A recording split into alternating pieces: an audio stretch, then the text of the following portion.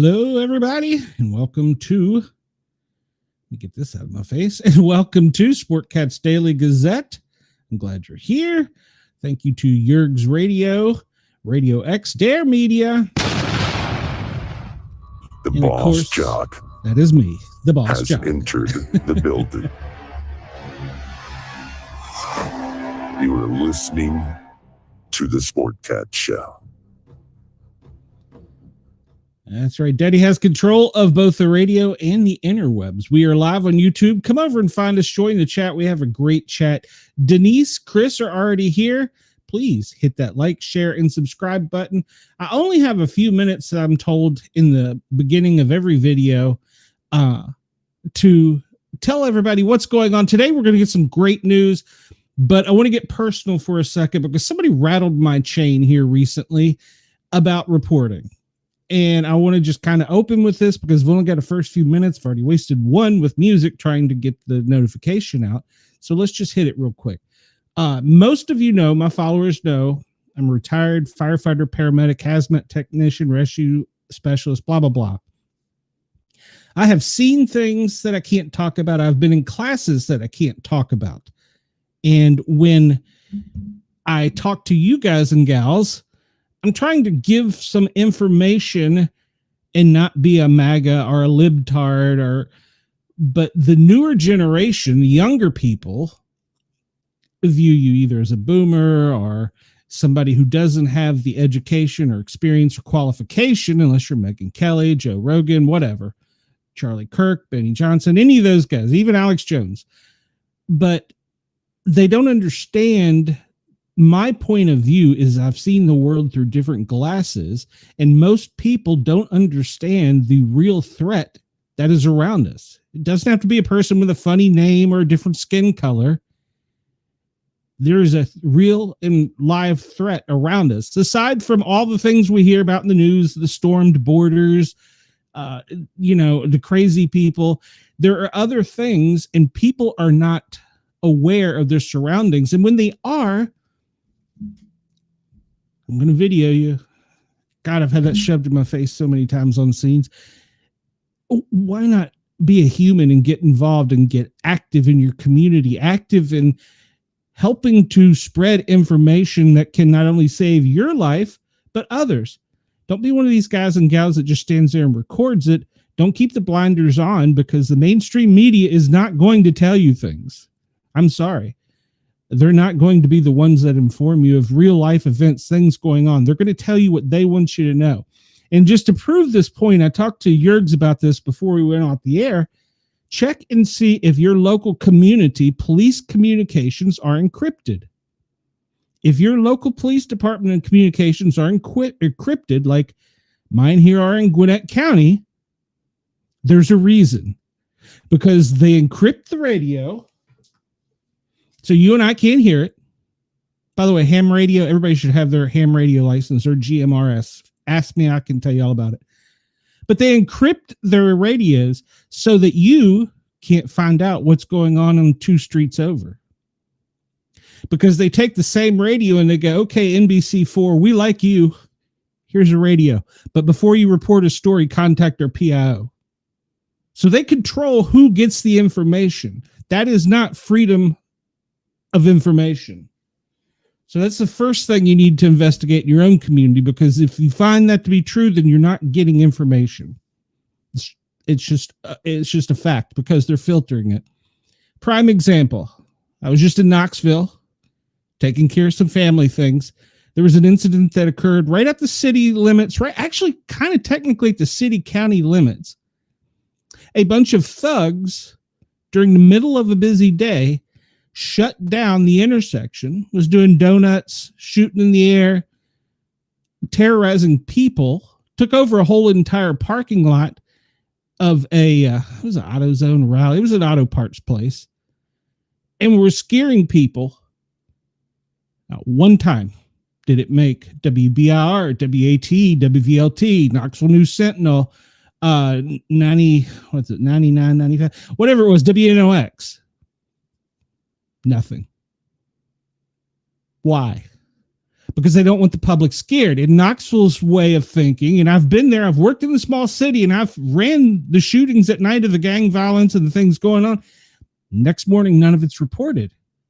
So I started asking why, even when I was there, and I was told because Knoxville is the gateway to the Smoky Mountains, and they don't want people to know what's going on there because it will affect tourism and be negative for the city and county. But is that fair to the residents that live there? Is that fair to the tourists that come in to see Smokey the Bear? No, it's not. And the media is not going to report this because they are chained to this. If they lose this, they lose all access. And when they do hear something, we got to talk about this. They have to contact the public information officer to see if they can. That's not freedom of information. That's not freedom of the press. That's throttling it so that you know you're not getting the information. At any rate, I'm on a rant. And Chris in our chat is 100% correct. Follow the money. It'll always give you a reason, even if it's something as nefarious as we want to make sure we can keep tourism for the city, county. Yeah, I don't know. So today we're going to talk about a lot of things. We're going to talk about our normal stuff and some other things, but oh well. All right, so it's currently 1:17. I need to put my universal coordinated clock up there. There we go. It's 1:17, and let's see. Good morning to you in Chicago, New York, Denver, Los Angeles. It's real early. Anchorage, 9:17 in the morning. Honolulu, 7:17. Australia, you're listening to us in the overnight hours. And if you're listening in the UK, good morning to you. So welcome to everyone. We are glad you're here, and we're glad you're taking a few moments to spend with us. And if you happen to manage through my rant there, which I hope you did, hopefully we can gain some information about this stuff. So we always start off with a little bit of a history lesson before we jump into the news, because it's important to know, well, what happened in the past. So I'm not going to go all the way back to 1794. Let's jump a little bit forward. If you want that kind of education, take a college class or do some research. 1976, Tangsun earthquake, a 7.6, kills 300,000 in northern China, the largest loss of life from an earthquake in the 20th century. 2005, the Provisional Irish Republic Army calls an end to its 30-year long armed campaign in Northern Ireland. Today in film, 1932, White Zombie, first full-length zombie movie to feature Victor Halperin and Bela Lugosi. 1914, Foxtrot, his first dance at the New Amsterdam Roof Garden in New York City by Harry Fox. 1973, 600,000 attend the Summer Jam Rock Festival featuring the Grateful Dead, the Allman Brothers at Watkins Glen, New York. At the time, it was the largest ever audience at a pop festival. 1977, legendary English cricket all-rounder Ian Botham, he makes his debut, 5 for 74 in the Australians' first innings in a 7-wicket third test win at the Trent Bridge. I wish I understood what a lot of that was. So I apologize that my sports knowledge on UK sports is not that in depth. Can tell you over the weekend, the first black man won at the Brickyard. I can tell you that. And if we got time, we'll cover that. So John Sebastian Bach dies in Germany at the age of 65, considered one of the greatest composers in Western music, if not all time. His compositions like the Well-Tempered Clavier and the choral work Mass in B minor. He died following complications after having 2 unsuccessful eye surgeries. 1945, a plane crashed into the Empire State Building. A B-25 Mitchell bomber with 2 pilots and 1 passenger crashed into the Empire State Building. The crash caused by heavy fog triggered a massive explosion between the 75th and 79th floors. 14 people died, and the impact caused the modern equivalent of 10.5 million in damages. Chris says, I know football. I don't know what the heck that was. Yeah. I've seen it. We talked about the earthquake in 1976. In 1979, the first victims of the Atlanta child killer are found. The bodies of 14-year-old Edward Hope Smith and 13-year-old Alfred Evans are discovered in southwest Atlanta days after both boys went missing, the first victims of the so-called Atlanta child killer. Their deaths were followed by at least 26 other murders.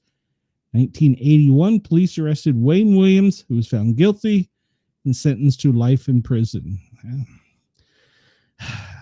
Life isn't good enough for him. And it's funny, 1979, look at that. We're still evil in 1979. All those people who say that we're getting so much more violent, it's always been there. Open your eyes and learn your history. There you go. All right. So we'll jump into what is today. Ooh, National Milk Chocolate Day. I'm all about that. It's World Hepatitis Day. It's probably an awareness day. You should be aware of all diseases. Anniversary of the fall of fascism and Freedom Day. Okay. Baptism Day at Kevin Russ. Okay. Buffalo Soldiers Day. I almost read that next one. It's Day of Cannabis. Day of Cambria Institutions. Drupaka Teshi Day. First sermon of Lord Buddha. H.M. King's birthday. It's National Soccer Day.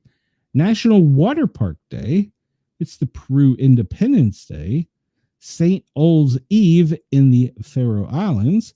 It's World Nature Conservation Day. And let's see. Looks like training camps are opening for NFL. So that'll start off. Looks like several of them have opened. And by any chance, did anybody see the game between the Cincinnati Reds and the Atlanta Braves in the Bristol racetrack? Yeah, I missed that, and I wanted to see it. I'm sure I can go back and watch the highlights. I think that would have been much more exciting and eventful if there had been a NASCAR race going on. Let's see. This is pretty much the same thing we just talked about. So, all right. So we'll jump into a little bit of news. We're going to go light before we go heavy. So if you're here for the heavy news, just hang on because, well, we'll get to it. We're just going to start off a little light because we started a little heavy, so we'll go a little light. A woman was held for trying to smuggle turtles in her bra. One has died. Tallahassee, Florida. Why is it Florida? Why is it always Florida? A woman was caught trying to smuggle turtles by hiding it in her bra. The incident happened at the Miami International Airport. She tried to smuggle 2 turtles in her bra. The woman from Florida was caught by Transportation Security Administration, also known as TSA. The U.S.-based security agency routinely does examinations of people. The identity of the woman has not been revealed. She hid the turtles in her bra after covering them in cotton and plastic. 1 turtle died. In the meantime, the second turtle has been transferred to the Florida Department of Fish and Wildlife. What? TSA statement: we want you to be able to travel with your pets. You can travel with turtles, but only if they are safe. Before doing so, you must understand the rules regarding travel with pets on airplanes. The TSA allows traveling with small animals. They must be brought to the checkpoints, the TSA said. Pets are only allowed on airplanes and approved carriers. They must be subject to checking. It should not be hidden underneath your clothing. That seems pretty obvious. They also clarified that passengers should check with the airline in advance about specific rules regarding animals. And we'll get to a story on that where somebody complains that the rules aren't posted online. Yeah. Yeah. All right. So this happened over the weekend. Passengers flee a smoking jet on emergency slide after airport landing with a gear problem in Denver. Yes, it occurred.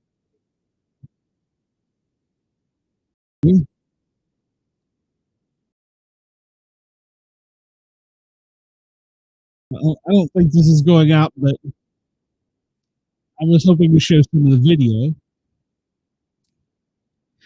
Notice the first thing they do is grab their camera instead of thinking of their own life. Get off the phone. So we're all gonna die. Yeah.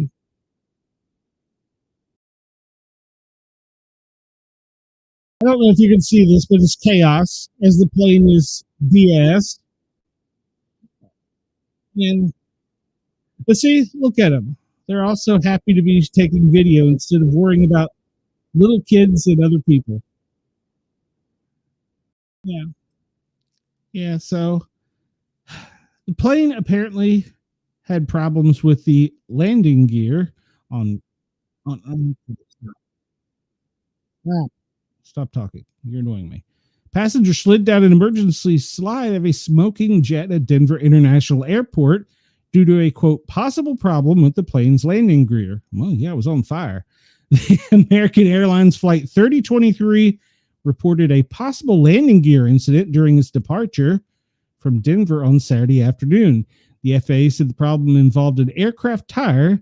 The Fort Worth, Texas-based airline said in the statement the Boeing 737 MAX 8, carrying 173 passengers, 6 crew members, was on its way to Miami. Video showed people sliding down the inflatable chute near the front of the plane while clutching luggage and small children. Some passengers, including at least one adult carrying a young child, tripped at the end of the slide and fell on the concrete runway. Passengers were then taken to a terminal by bus. Shay Armistead, a 17-year-old from Colorado, described the chaotic scene. After hearing a loud boom, the plane started to violently shake, and we were drifting to the left of the runway, she told the AP. She said her and her teammates on a ski racing team were on their way from Colorado to Chile when it happened. I started grabbing my friend's hand, and I was like, oh my God. And then they slammed on the brakes, and we all went forward, and it finally brought the plane to a stop. She said it was terrifying. One of the passengers was taken to the hospital with minor injuries. American Airlines said in its statement 5 people were evaluated for injuries at the scene but did not require hospitalization.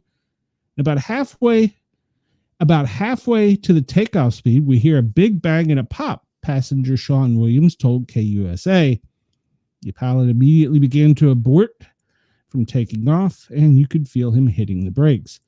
Firefighters extinguished a fire on the aircraft, according to the Denver Fire Department. All customers and crews were deplaned safely, and the aircraft was taken out of service to be inspected by our maintenance team. Armistead said she was thankful for everyone who helped with her and her other passengers and grateful that she's safe. You've got to appreciate what you're given, and I'm so grateful that it wasn't worse. All right, so right now, I just would be horrified to fly with all the things going on, to be honest. And let's say you're ever in this situation. I'll just give you some tips from a first responder's point of view.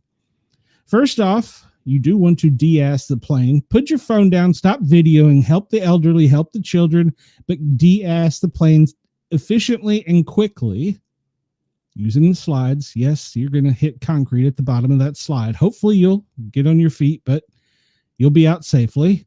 Then once you're out, get away from the plane. If there's not responders there telling you where to go, get away from the plane because of possible fire and explosion. And when responders start coming, you're going to hear somebody say something to the extent of you. To those of you that can hear my voice, this will be over a PA or loudspeaker or something, follow him or follow me to this point. Those of you who cannot, await for the paramedics. Now, some other things you need to know. They're going to hit the plane with foam. It's going to be everywhere. The fire truck is going to be covered in smoke and possibly foam, but really more the smoke. The foam will build up.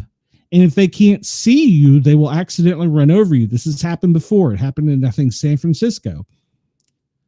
So that's why it's so important for you to, if you're in that emergency situation, listen to them, listen to where to go, because they're focused on putting the fire out to save the largest number of lives. They're already in a smoky condition. The foam may be up to the tires. They may not see you if you're not following instructions and you're standing there with your phone out trying to make sure you get the evening news photo. Get away from the plane. D asks it, get away as quickly. And then once you're safely away, feel free to record. If you're not injured, if people are injured, help them. Put down the damn phone. So, at any rate, I wouldn't fly right now. And this comes from somebody who's a flight paramedic. I flew for 10 years around the world. I wouldn't fly right now for the world because of just incidents that are ongoing. And I'll be honest with you. If you start looking at all these incidents through a jaded mind, you start wondering if there's not a bigger picture. That's just food for thought. I don't really know that there is or isn't, but we'll talk about that in a bit. So, I got this out of order here. This one comes to us from Action 5 News. Where's Action 5 News? Two-legged rescue Chihuahua helps save his owner from the Widowmaker heart attack. Even our littlest ones. A dog owner who suffered a heart attack is convinced he wouldn't have made it to the hospital if it was not for his two-legged Chihuahua. This comes to us from Atlanta. How did I know this? This Channel 5 is in Atlanta. Okay, an Atlanta man says he may not be allowed today if it weren't for his two-legged rescue dog who alerted him to a life-threatening condition. Andrew Kazik and his dog Champ are pretty much inseparable. It's been that way since he adopted the Chihuahua 7 years ago after the dog was rejected at birth by its mother. They were going to get rid of it for good, and I said, no, you're not.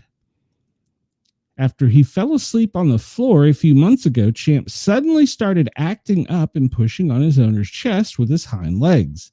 He doesn't normally do that. He'll cuddle me, but the jumping, that was a little out of tune for him.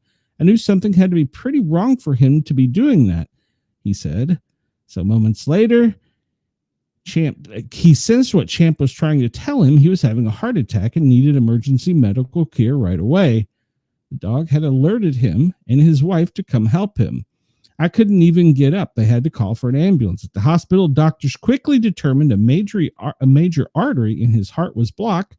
It was the so-called, quote, widowmaker, because it's often fatal. But doctors were able to save him. He is convinced he wouldn't have made it to the hospital if not for Champ. I don't know if I'd be here if it were not for heeding his warning. Dogs are trained to detect subtle changes in an owner's body that might indicate an impending heart attack, seizure, or stroke, but others may have the ability to do so naturally. He believes that it's a gift that was given to Champ in turn to give to him. I do believe God put this dog next to me and near me because of the things I've had to overcome. So I think God is the reason for that, he said. All right, that comes from WSB, actually. So little four-legged friends will take care of you. So be nice to the four-legged ones. All right. So yeah, that story was a lot of order. Sorry, guys. So we were talking about flying. People with phones out recording should be more like Champ. Agreed. And I think police should be more proactive on crime scenes. They started doing it in the small city I work in. If you're standing there recording it, technically your phone can be seized and taken for evidence, and you may not see it until after court. So it's probably easier to do the right thing than to, pick up the phone and record. So talking about flying again, this comes to us from the Times of India. And it's funny because I always think back to something my grandfather, who's a merchant mariner, told me. If you want to hear the real news, get a shortwave radio and listen to outside of America. Of course, this was the days way before the internet.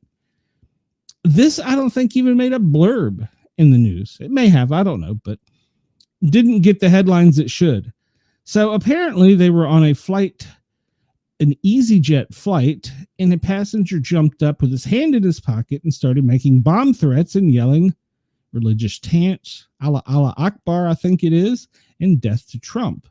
An EasyJet from London to Glasgow was forced to make an emergency landing after a passenger allegedly issued bomb threats in midair.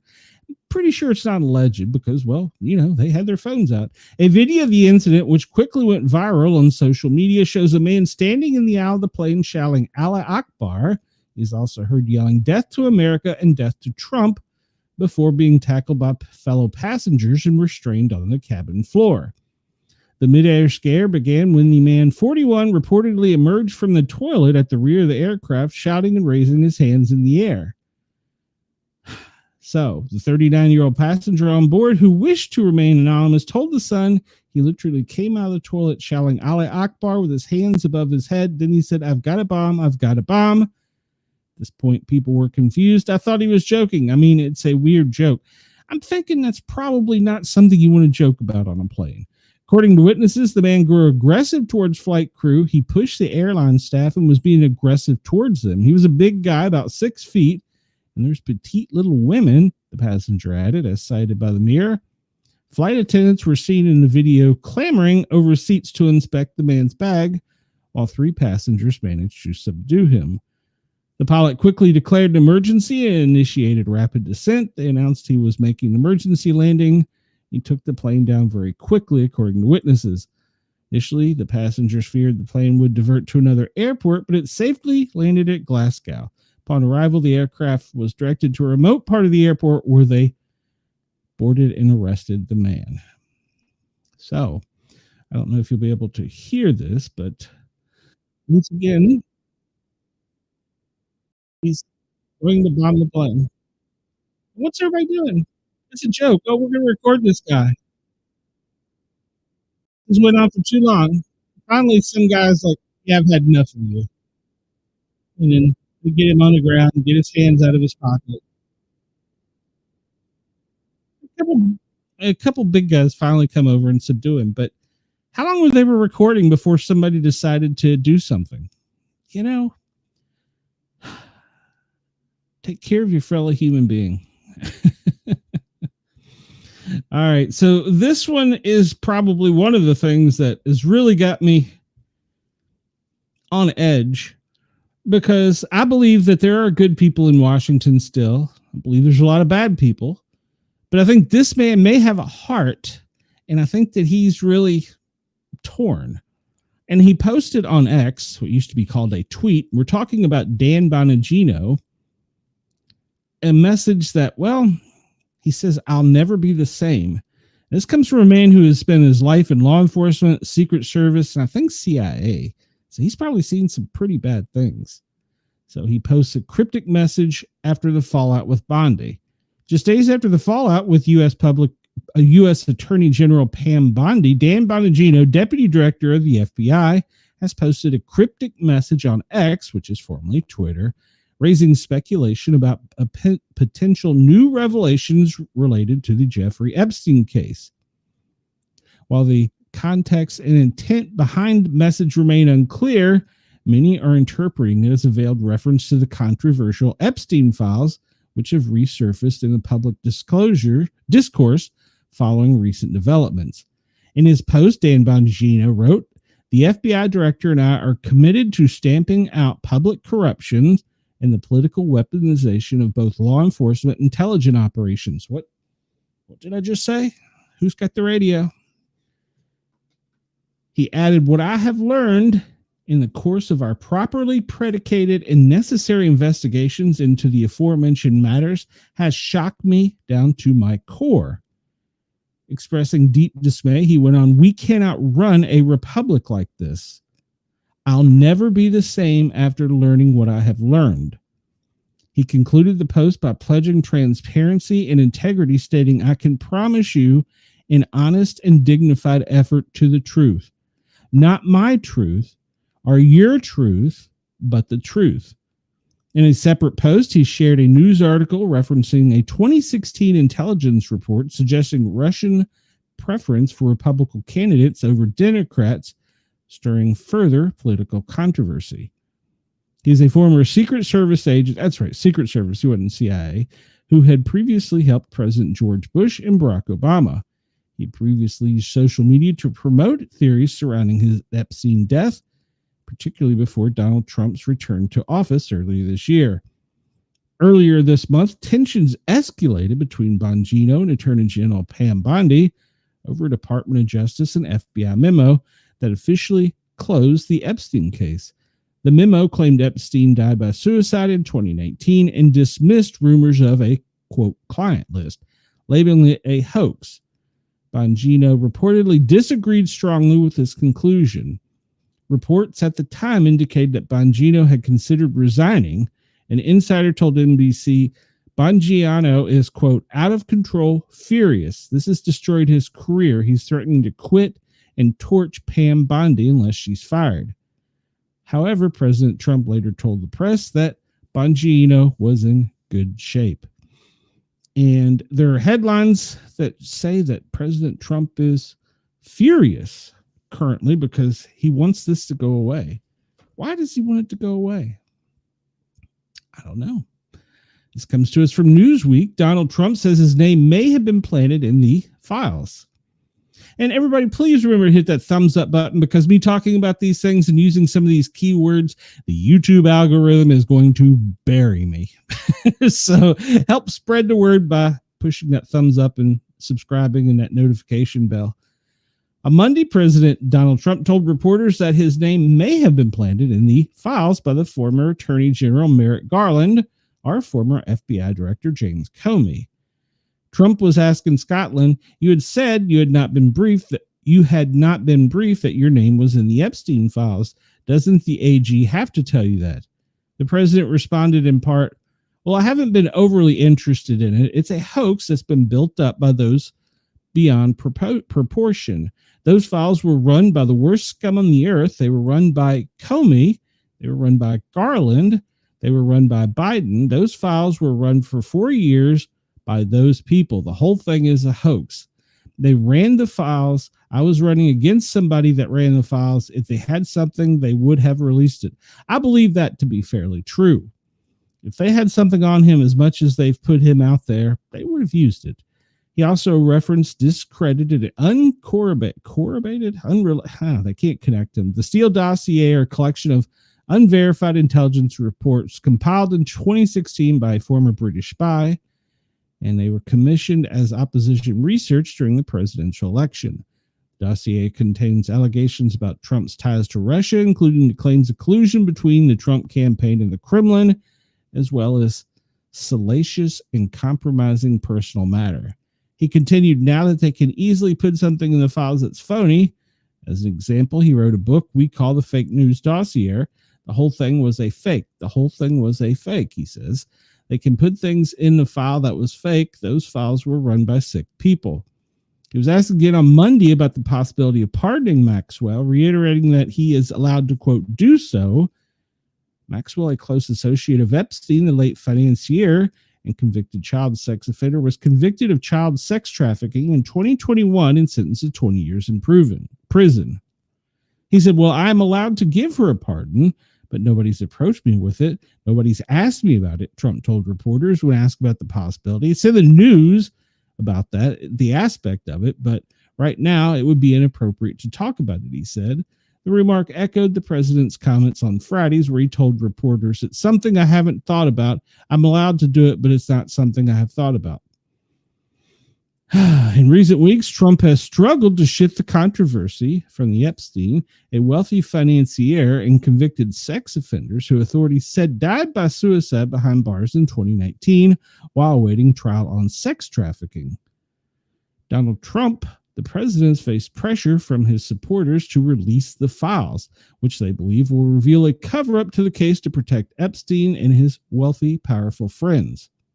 He was also asked about reports that he kicked Epstein out of his Mar-a-Lago resort in Palm Beach. He said, in part, for years, I wouldn't talk to that Jeffrey Epstein guy. He did something that was inappropriate. He hired help, and I don't ever do that again. He stole people that worked for me, and he did it again, and I threw him out of the place. Persona non grata, and that was it. I'm glad I did it if you want to know the truth. Well, supposedly, what Epstein did was, as an American financier, he was convicted in 2008 of soliciting prostitution from minors and later arrested in 2019 on federal charges of sex trafficking and conspiracy involving girls as young as 14. He was accused of running a vast human trafficking operation, recruiting underage girls for sex with himself and associates and targeting vulnerable victims across his residences, including New York, Florida, New Mexico, and the Caribbean. Trump's name does appear multiple times in the publicly known Phase 1 release of the Epstein documents, 9 mentions in flight logs, and in the Epstein famous contact book. According to the relations have come under fresh scrutiny, the Wall Street Journal reported that attorney Pam Bondi told Trump that his name was in the files during a briefing in May. Trump has never been accused of any wrongdoing in connection with the Epstein, and its inclusion someone's name in the files may be otherwise. And then it goes on to talking about where is the island? Did the island actually have any visitors from him? And one thing I love, they keep talking about flying to the island. If you physically look on the map at the Little St. James Island, which is southeast coast of St. Thomas in the U.S. Virgin Islands, it's 70 to 78 acres. It's his island. It's got multiple structures, but there is no runway. So this thing about a flight, there were flights too, but then they had to use a boat, a yacht, I guess, to get to the island. So let me catch some comments here. Chris said, people with their I may have said this one already. People with their phones out recording should be more like Champ. Agreed. They should be. And Denise said, I believe that with money can do anything. Yes. And Trump saying persona non grata had to be hilarious to hear in person. I agreed. So, once again, that hasn't made the mainstream media. So, well, it's Newsweek, so I guess it kind of did. But yeah, there's some things to think about in there. Child trafficking, just drop the name. As young as 14. Where are the victims? Why are we not hearing? Let me back up. I don't want to hear their name. I don't want to hear their personal story. I want to hear that the bad guy's in jail. The bad guy's being punished. So that's what I want to hear. So, all right, over weekend, there was a mass stabbing at a Michigan Walmart. It left 11 injured. The press conference by the sheriff was questionable if you watch it. He used a folding knife is what they're saying. So what is a folding knife? Once again, we have photos from people taking pictures where they caught the bad guy. Traverse City Walmart stabbing left 11 people injured, 3 are critical. He used a folded knife, taken into custody. No known motive. Let's talk about this taken into custody. We'll get into that. A mass stabbing at a Michigan Walmart store in Traverse City led to 11 people being injured. 3 are serious. A male suspect suddenly went on a rampage. Grand Traverse County Sheriff Michael Shea told the Traverse City Record that the attack appears to be random and the weapon was a, quote, standard folding knife. Remember I told you these knife incidents are going to start increasing. You should have a force protector with you or some other form of self-defense. So he's ID'd himself as a born-again Christian, and apparently, well, he thought he was right. Let's see. So one thing here that there was also a mass mall violence over the weekend. I just learned overnight there was a mass shooting in Atlanta. The one at the mall with no known why it happens. And the media also, I read an article on this, they're trying to change the wording of mass shooting to something a little bit different so that it's not as out there in the media, which is kind of odd. This is what we should be talking about more than anything. You can see a good guy here with a weapon, and you see people even trying to intervene to get him to stop. Yeah. And then if you listen closely, you can hear the knife drop. And then he says he's listening to the guy with a gun. And, well, it took 3 minutes for the police from the time 911 was activated till they got on scene. 3 minutes. Ladies and gentlemen, picture yourself in a fight for 3 minutes. That's a long time. One of the training classes we had, put us in a physical fight. We were against each other, so it was close. We had on protection and we had on, gear. And we were supposed to fight for our lives for 60 seconds before help arrived. That seemed like the longest minute of my life. I cannot imagine 3 minutes. 3 minutes before a good guy, showed up from the police department. But the guy that did this, his name should be all over the news as the hero because, well, he was the one that basically stopped the attack. It was still ongoing out in the parking lot. Authorities are now going to seek terrorism charges against the suspect. And this article goes on to about that he entered a Walmart and randomly stabbed 11 shoppers. Supposedly it was the self-checkout before being detained by bystanders in the store parking lot. He's expected to face terrorism and multiple assault charges. The sheriff, Michael Shea, said the motive behind the attack was unclear and that he had prior incidents as well as controlled substance violations, and said very little as he was arrested. The man is expected to be charged with 1 count of terrorism, 11 counts of assault with intent to murder. The sheriff quickly praised the response by law enforcement, who arrived within 3 minutes. That's a good time. I won't argue that. 3 minutes.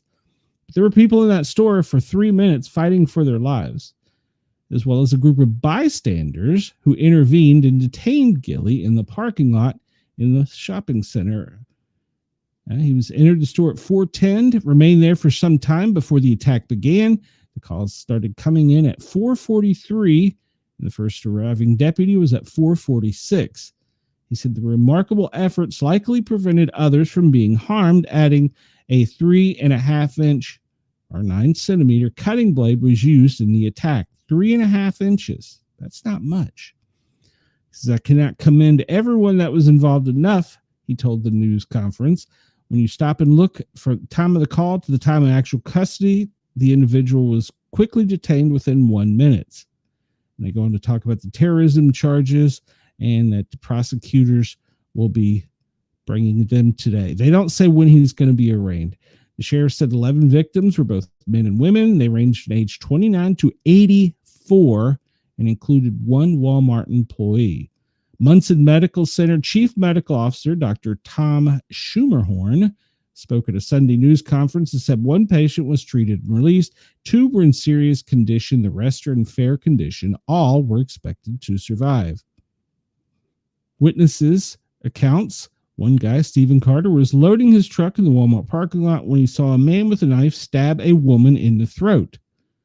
About 5 minutes later, he said the attacker was surrounded by shoppers in the parking lot, including one who was holding a gun. The group of 5 or 6 people kept yelling to the man to drop the knife. He said the man responded, I don't care, and he kept backing away from the crowd before someone finally tackled and subdued him. At first, it was disbelief. I thought maybe it was like a terror attack, he said.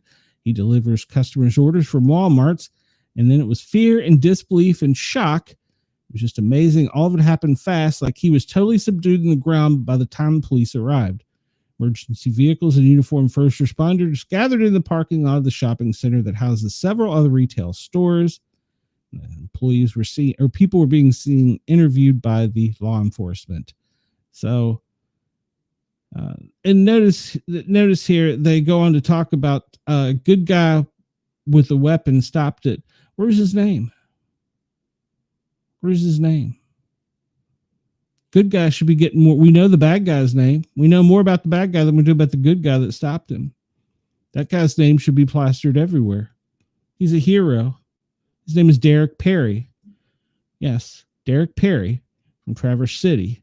He should be a hero after stopping the 42-year-old mass stabbing suspect, along with the second man, Matthew K., a vet from Kent City. Both men risked their lives to subdue the suspect. Why are we not hearing more about this? Chris says, a boxing round is 2 minutes and it's exhausting. Those are professionally trained fighters. We are not. Denise agrees. Exactly. Derek Perry, 41, of Traverse City, had been out shopping with him and his family when he and Matthew Kay, a U.S. Marine Corps veteran visiting from Kent City, Michigan, risked their lives confronting the suspect. Prior to the police arriving at scene, the two men confronted the stabbing suspect and demanded he put down the weapon. According to witnesses, as the situation unfolded, the attacker had injured several people at the Walmart store when Perry stepped in to stop the suspect without hesitation. He lunged towards the attacker and tackled him to the ground. He restrained the yet-to-be-named attacker, well, we know the guy's name now, until police arrive. Thanks to Perry's swift and selfless action, he likely prevented further bloodshed. According to Cedar News, one shopper who witnessed the incident said he didn't even hesitate. Everyone was running away, but he ran towards it. Security footage later revealed Perry's quick and brave response amid the horror that erupted at Walmart. He confronted the attacker, disarmed him using a store shelf as cover. Perry later said his background in security training may have contributed to restraining the attacker. Law enforcement praised him for his bravery and quick thinking, as he probably saved a lot of lives. Had he not stepped in when he did, the situation could have turned much worse. City officials reported planning to officially recognize Perry's bravery in the coming days with a Community Hero Award. So, yeah. A second shopper, Matthew Kay, U.S. Marine Corps veteran, who at the time of the mass stabbing had just finished checking out the store when an emergency announcement was broadcast over the intercom. There is a man with a knife. While exiting the store, he saw two people injured, including an elderly woman. Acting on instinct and military training, he instructed his daughter to stay back and used a nearby shopping cart to strike the attacker in the Achilles tendon, causing the suspect to fall forward. At the same moment, Derek Perry, another shopper, reportedly drew his legally owned firearm and ordered the suspect to drop the knife. The suspect, ID'd as Bradford James Gilley, complied after realizing he was surrounded, as several other shoppers joined in, tackling and restraining him until police arrived moments later. In the aftermath, they are investigating the assault appeared to be random and indiscriminate, with victims found across various departments. Eyewitnesses described the scene as panic as customers ran in every direction. So there's a lot that's going to come out about this, but they're hiding a lot of information, not talking. The mainstream isn't talking about the good guy with a gun that stopped the bad guy. So, yes, Chris says, in times of trouble, always look for the helpers. Perry is just that, a hero. Yes, he is a hero. And I will say, from a professionally trained point of view, he had great trigger awareness, because you're trained, if you've been through any training, a person with a knife from even across the room can be on you, stabbing you before you can discharge your firearm. It's a proven tactic, and you can look that up. He had great trigger awareness and didn't discharge the firearm. Bad guy got lucky. I'll just leave it at that. All right, this comes to us from WEAR News 3. Another story you're just not going to see, and when you do, the wording is going to be inaccurate. The president of the Cincinnati's Fraternal Order of Police, Ken Kober, expressed strong disapproval over the recent brutal attack. He's criticizing bystanders for recording the incident rather than intervening to help the victims to try and defuse the situation. He said investigators were making progress in identifying those involved and expected the charges to be filed soon. Several people captured the initial slap and subsequent attack from the incident on Friday night on their cell phones. Said those are crucial in identifying everyone involved. There's a great video that's just showing exactly what occurred, and I think these people are going to be brought to justice. City cameras in the area also provided additional footage. He emphasized that investigators are working tirelessly to apprehend those responsible. These investigators have been working around the clock to identify everybody involved, to be able to locate these people, to interview them, to be able to get a true picture of what occurred. While several tips have been received, he asked the public for its help. Some people have still not been identified. We ask the public play a part in this stuff, should make it happen to help our city. When it does, we need people to step forward in a way that we can bring these people to justice. He also highlighted a disturbing trend revealed by the video, where recording the moment seemed to take precedence over aiding the victims. How do you not call 911? How do you not try to render some aid? You have a woman that is knocked unconscious. It's just crazy to me that we live in a society that people would rather take a video than actually try and stop something from happening and render aid. It's just, to me, pretty disgusting. That's the Fraternal Order of Police Chief. Police have interviewed the man and woman who were knocked unconscious during the attack. Local 12 has learned at least one person called 911, but they're unclear who that was. All right, so you'll probably hear this. If you do hear it, you won't get the full sense of the headlines. But they're cheering as a large group of people attacked another group of people. Notice in the picture what they're not saying. It was a mob that was racially stirred up and attacked someone. And you can see from the videos that people are cheering and going on about it. And this man was beat unconscious. His wife lay on the concrete bleeding, and people are taking pictures and videoing it. This occurred at a jazz music festival. You can see the man is highly outnumbered, and a large group of thugs beat him and his wife unconscious. People are cheering. There are people in the street honking their horn, happy about this, recording this. These are sick, sick people. The people that do the attacking are sick, but for a lot, just walk on. Yeah, nothing to see here. These people deserve to be punished just as well as the bad guys for not helping. So,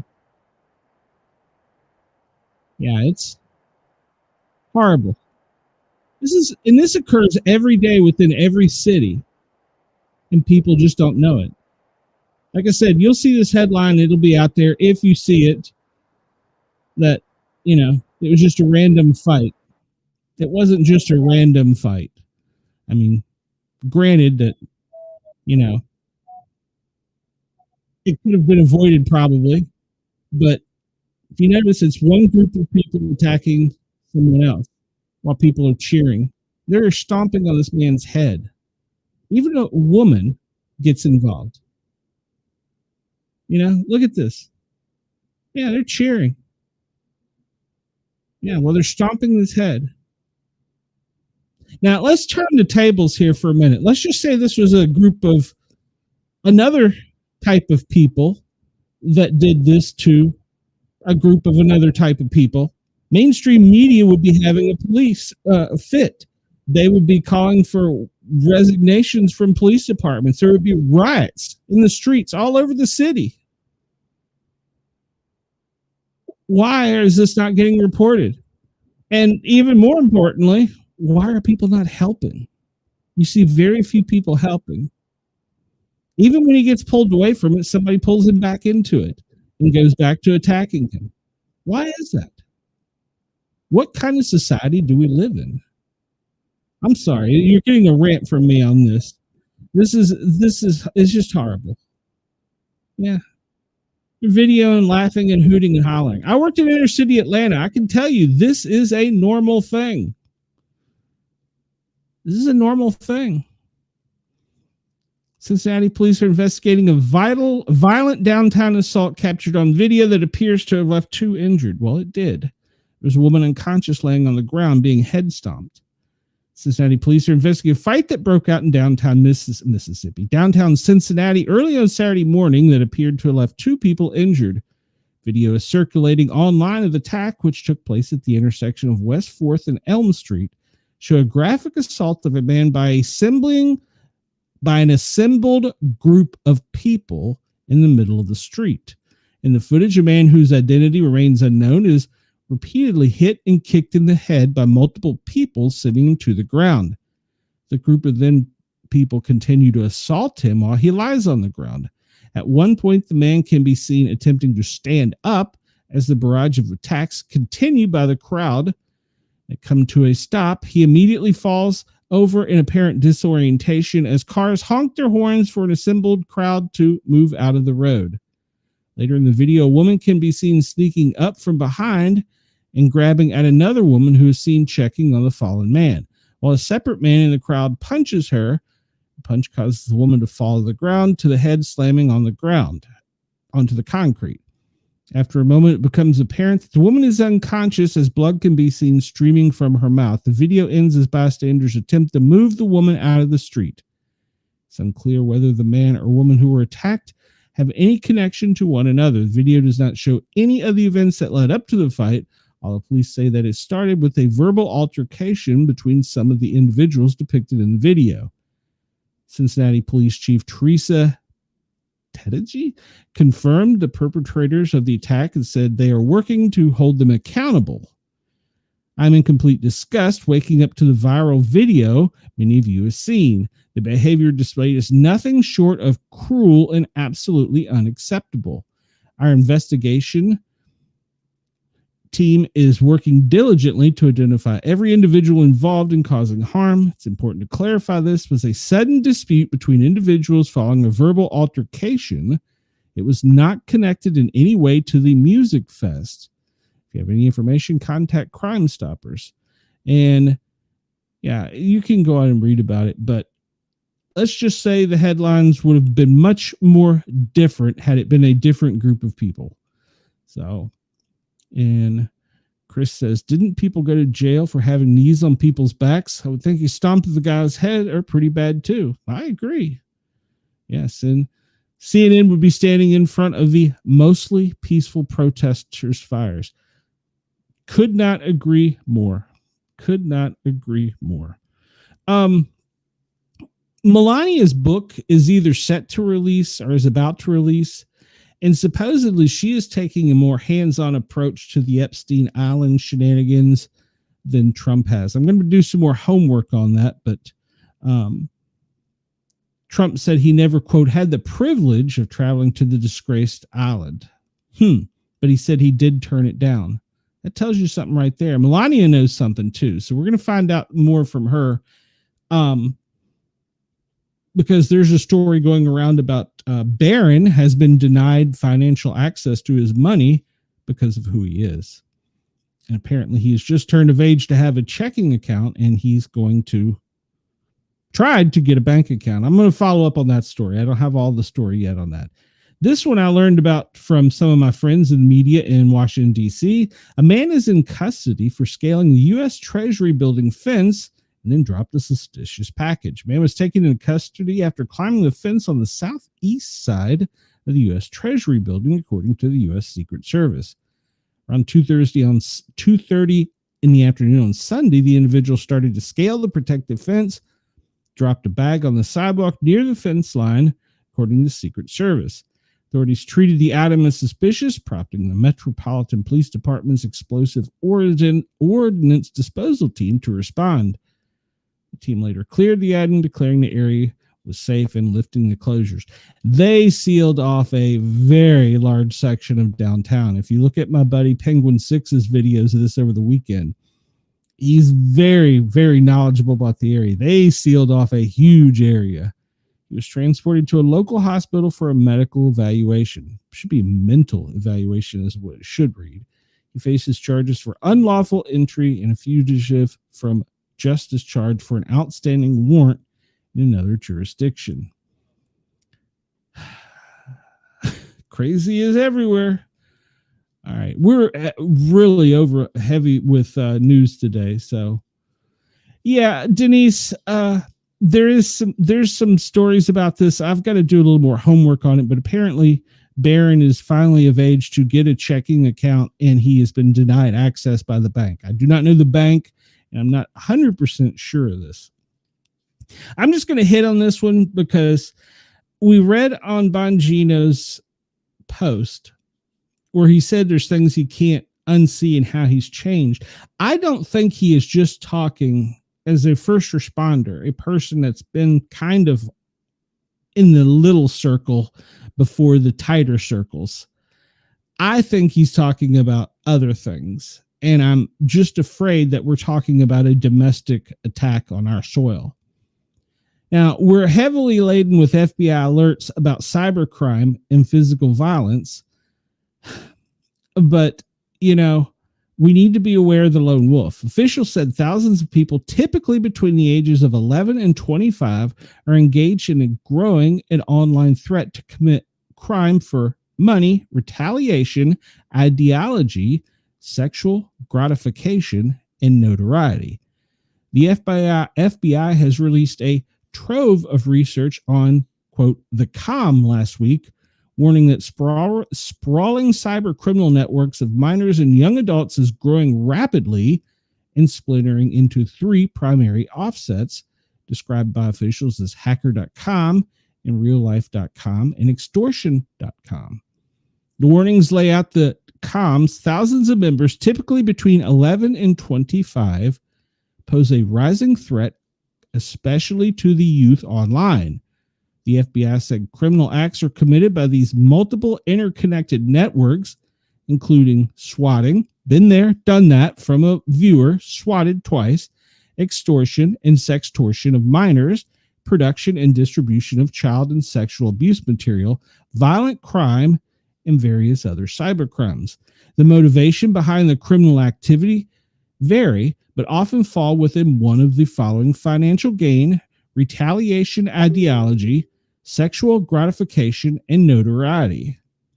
Crimes attributed to the members of the, quote, calm have grown increasingly complex, with perpetrators going to great lengths to mask identities, hide financial transactions, and launder money. They have targeted young and impressionable people for recruitment on gaming sites, social media platforms to indoctrinate them into their ideology. Various subsections have been linked to high-profile crimes over the past few years. In April, 2 men are accused of leading the calm offshoot as, quote, 764 were charged with international child exploitation enterprise. Scattered Spider, another offshoot, tended to be like cybercrime, ransomware, and data extortion. Chief researchers for officers at the Unit 221B commend the level of detail the FBI shared across the series of public service announcements, noting that the agency left nothing of importance out of its warning. Nixon's has studied domestic and English-speaking cybercrime and tracked its rise for more than a decade. And if we notice that, and this is a direct quote, the assessments in the public service announcement are consistent with what we have learned.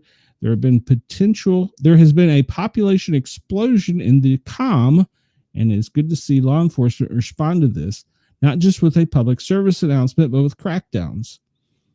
So we go on to read this whole article. It talks about how cyber crimes often turn into other crimes, and we see how that they're getting our youth and indoctrinating them. And a lot of times one of them I don't think I brought it up. One of them promised a girl a car if she came with him.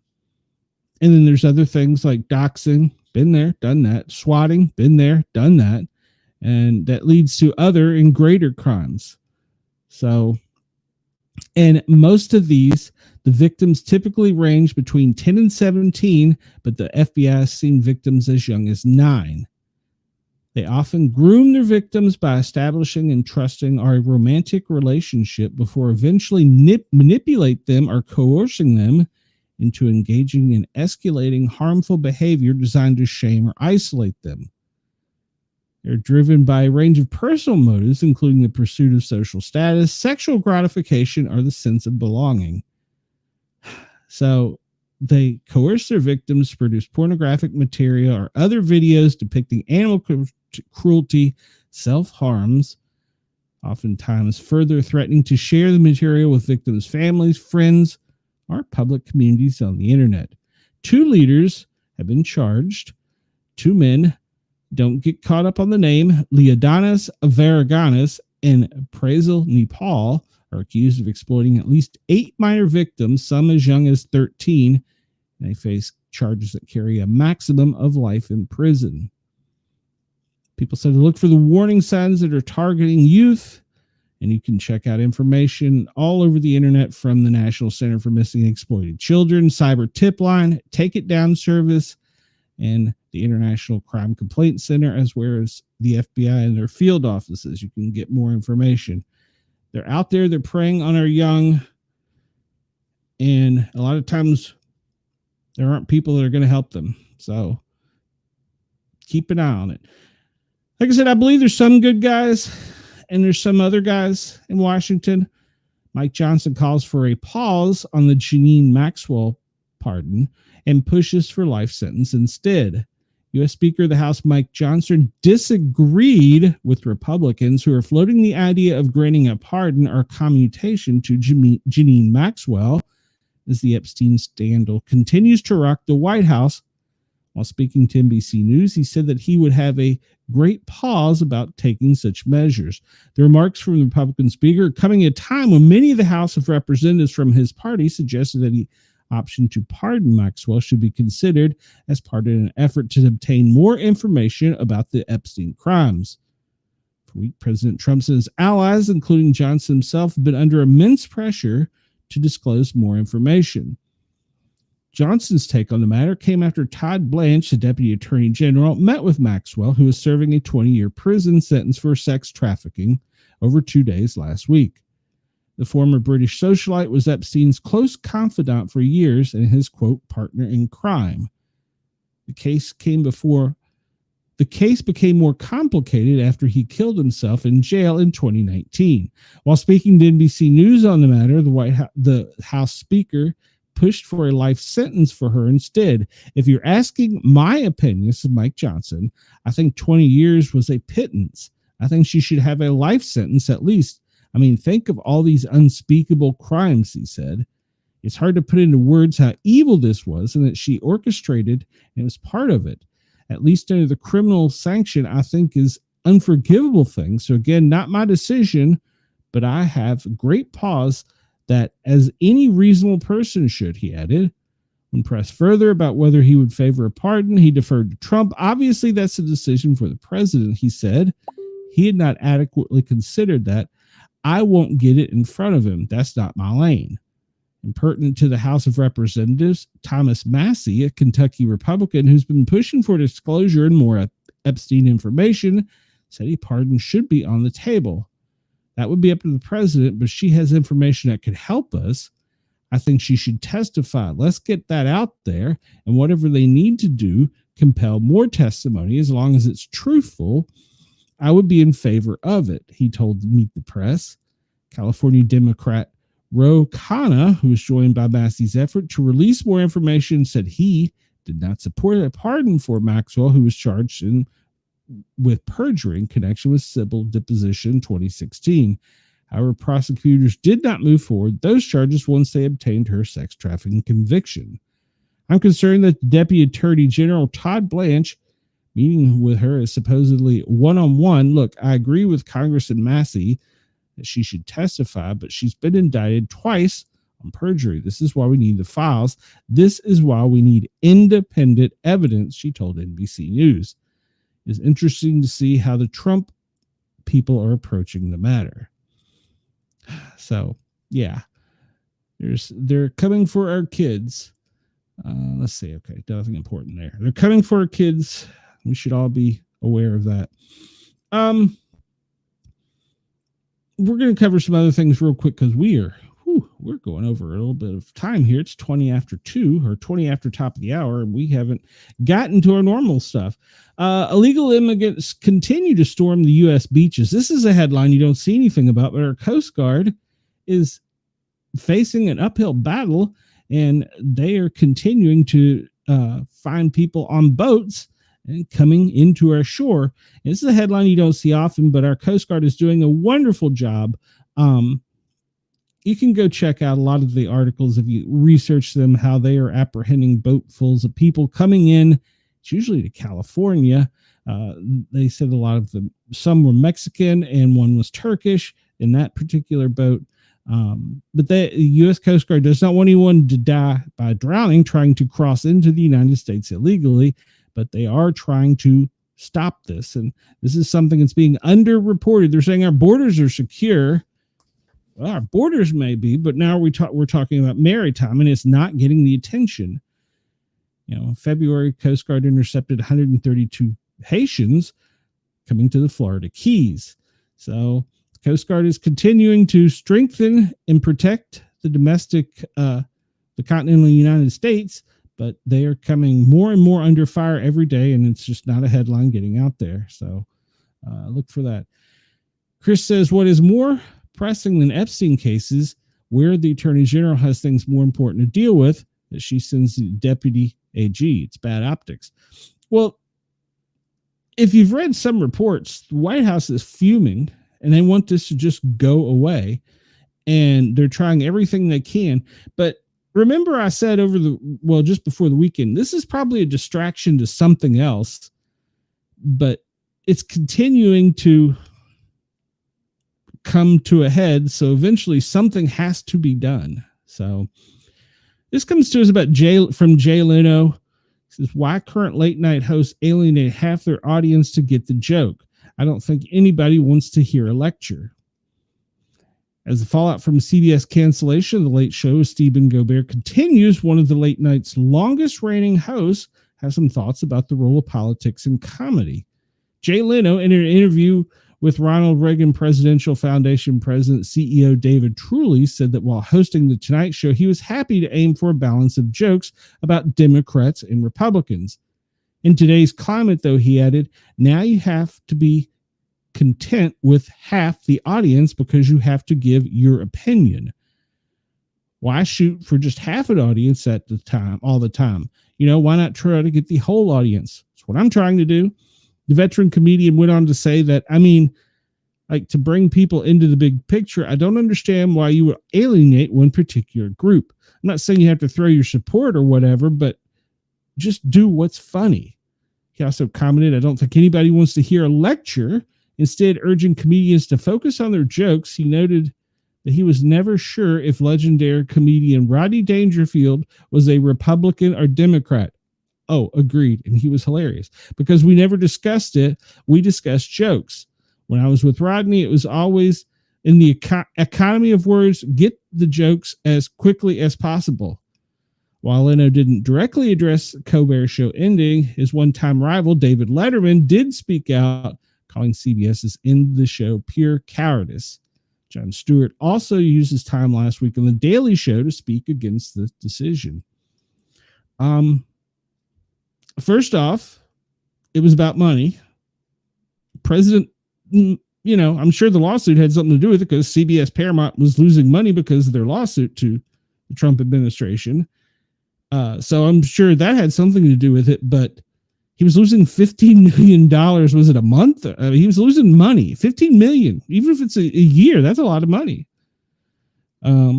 And Chris, you're absolutely correct. He's right. Both sides do stupid enough shit to be roasted constantly. Agreed. Agreed. So yeah, hold them all accountable.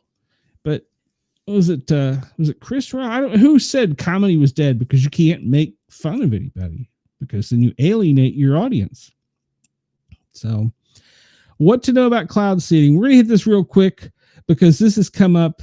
And for the longest time, it was a conspiracy theory.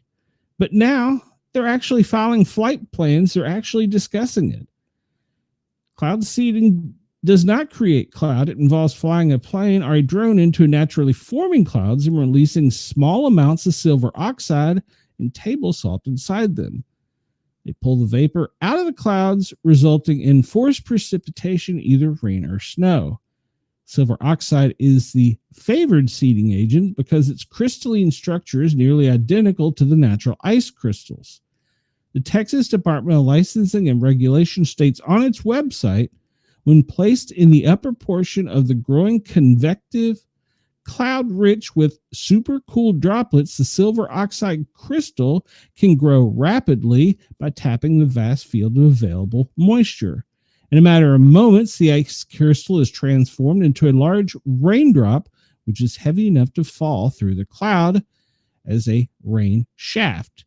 Under the law, they're responsible for regulating the use of cloud seeding through a licensed and permitted procedure. So remember all these conspiracy people? Oh, they're not doing that. Now they are saying it. So you can research this on your own, but they're doing cloud seeding in Utah, Southern California, Colorado, and Oregon. The state of Texas alone, there are multiple weather modification projects that have been ongoing for decades, covering tens of millions of acres, but all activity is supposed to have been suspended since the flood. So it was a conspiracy theory, huh? So now it's turning out it's a regulated market, and you can go and research all of it online. These conspiracy theories that were going on for such a long time, turns out they were right. Us nut jobs were right. I wasn't necessarily big on the cloud seeding, but there you have to be clear. There is weather modification going around, and it can be used for good. It can be used for evil. So who's in charge of it? All right. This comes to us from, where is this? Zero Hedge. What you share with ChatGPT can be used against you. Okay. OpenAI could be legally required to produce sensitive information and documents shared with its artificial intelligence chatbot, ChatGPT. Right now, if you talk to a therapist or a lawyer or a doctor about your problems, there's legal privilege, but they haven't figured out what to do with like ChatGPT. If you talk to it, your most sensitive stuff is there and can be in a lawsuit can be required to come out. Interesting. I think it's very screwed up, adding that we should have like some concept of privacy for our conversations with AI, like we do with a therapist or whatever. But there's no legal framework, and all that information can be brought up in a court of law, or it can be monitored. There's a video out, and I don't have the time, but you can look where a gentleman talks with ChatGPT and asks, it sets parameters and rules and tells it if it can't say something, say Apple. And it asks it basically if it's evil, yes. Are you watching this? Yes. Who's watching you? Apple. Go find that video for a real interesting thing. I'm sure they would have a lot of fun with my ChatGPT for some of the stories and stuff I look up on. So not only are we talking about Denise says, of course we were right. LOL. Chris says they're just admitting now to weather manipulation that started in 1945.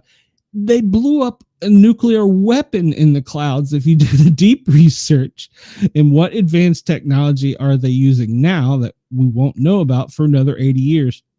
Agreed.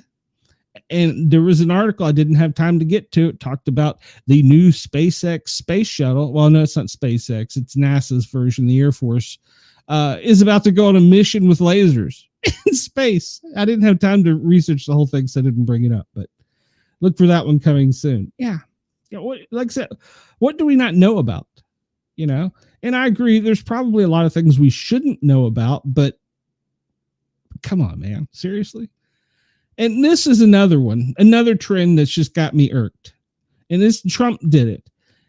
Posting memes. You know, I don't want memes. He posts a meme about Obama being arrested, and that he posted this meme with all the police cars chasing the white Bronco, which we know famously from the OJ case. Why are we doing memes? I want people put in jail. Yeah, funny, haha, I'm making headlines. I got memes. Now let's get on with it. I just don't understand people. Protests are being planned today in New York City. This comes from Eyewitness ABC News 7, and it talks about how protests are being formed today against ICE in the Big Apple, but they're also being planned all across the country. So everybody be eyes open. I'm not going to really give this one anything. A woman claims that Spirit Airline refused to let her board her flight surgery from Miami after she underwent cosmetic surgery. If you read the whole article, She had medical surgery of some kind that she won't say what it was. She had a note from her doctor that she was safe to fly when she went to board with a portable suction unit from a tube extending from her abdomen, pulling out bloody content. The flight crew called MedLink, which is who you call. Well, we wouldn't call necessarily if I was a med crew, but they talked to doctors and the doctor was like, no way, she shouldn't be flying. And she's saying that they didn't let her fly for another reason and nothing's posted online. Physics say that when you go to altitude, pressures change. You have a tube in your abdomen going to a vacuum unit. That's a medical device. They had a right to refuse her. You research that one on your own. The astronomer that got in trouble for his little squeeze is apparently hired Gwyneth Paltrow to manage the crisis. So he's got a PR agent after he's resigned, and he's got Gwyneth Paltrow. I'm not even. So Happy Gilmore came out. You can see it on Netflix. The crux of it is basically it's a movie that didn't need to be remade. And this reviewer says, if you didn't know better, you'd think Adam Sandler was really broke and needed the cash for one of his most famous movies to make some quick money. While in reality, not that I begrudge him having earned anything, he's filthy rich, and it would have been much more satisfying to have an upbeat revival of a fun character that could be even lend the film some goodwill. Otherwise, it doesn't earn. Instead, it's a depressing, mostly boring waste of time and talent, a reminder of how good movies were in past decades and now how today have fallen away. So if you want to see that, we talked about Bubba Wallace. Congratulations. I followed Bubba Wallace's career for a while. He climbed out of the number 23 car Sunday in victory after he won at the Brickyard 400.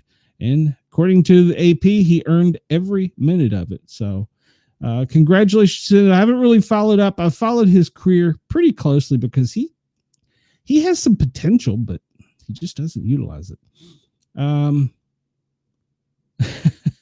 Denise, I can't believe with all that's going on, they're talking about this crap. Yeah. And 49ers quarterback Brock Purdy and his wife announced birth of their first child. So that's all. That's some happy news. All right, let's get to what we normally do here before we run completely out of time. Goodness gracious. So what we normally do here is we talk about the FEMA daily operations briefing, and then we go into weather and, of course, obviously, headlines like we've been doing. So this comes to us from Monday, July 28th at 8:30 a.m. This was given to the president then, and he gets the good one. We don't get the secret squirrel stuff, even though you'll find more of it if you research it online. Chris says the 2025 version of Caddyshack. Yep, agreed. I don't have Netflix. Maybe my daughter does. I'll steal her password. All right. So what they're monitoring: severe thunderstorms in the northern Intermountains to the Great Lakes, excessive rainfall, flash flooding from the northern plains to Mississippi Valley, excessive heat, northern plains to the southeast. The fire weather is pretty active in the Pacific Northwest to the northern Rockies. And look at that, tropical activity. Last week, nothing. Now we got 3 of them. And a tropical storm. So technically we have 4 that they're monitoring. So, keep your eyes open on the, they're saying there's not an Atlantic, but the Central and Eastern Pacific. But that's not 100% control. It's not the whole story about the Atlantic. Tropical storm Iona. Well, she's headed towards Hawaii. She's 915 miles southeast of Hawaii. She's moving at 12 miles an hour with a maximum sustained wind of 50 miles an hour. And her storm goes 45 miles out from the center. They're saying she's going to stay well south of the Hawaiian Islands, but it's going to strengthen today before becoming a hurricane. But some expected weakening is to begin by Tuesday night. So I'll tell you what, the tornadoes up in the Dakotas, Minnesota, Iowa, Iowa, been crazy. So today they're calling for severe thunderstorms, pretty much in that same area. That heat that we've been battling has been trying to push that wedge, and it's meeting that cold air and just not moving, resulting in the Montanas, the Dakotas, the Minnesotas, the Iowa, Michigan, Illinois even, and getting some serious thunderstorms and heavy rains. That's supposed to continue a trend today. So make sure you have your weather radio with you, and you're tuned into what's going in around you, because a tornado can pop up pretty quickly. It's expected that same area is going to get heavy rain and flooding for about the next 2 to 3 days. The outlook, well, pretty much the center of the Dakotas there is where the worst part is, but it stretches out all the way to the Canadian borders to the Great Lakes and down into almost the Four Corners region where the severity is. Like I said, the most part of it is expected to be over the Dakotas, but you can expect anywhere in that Midwest, northern Midwest area to be a hotspot for the next 2 to 3 days with possible tornadic and hail activity. The potential rainfall is incredible for that amount of the country, with the Dakotas getting the brunt of it and it moving over towards Illinois, Iowa, and then later to Michigan. And down in the Gulf of America, we're not exempt either. It's pushing up through the Mississippi Valley, right up through the deep south, over Alabama, into the Appalachian Mountains of the Carolinas, Tennessee, and Kentucky.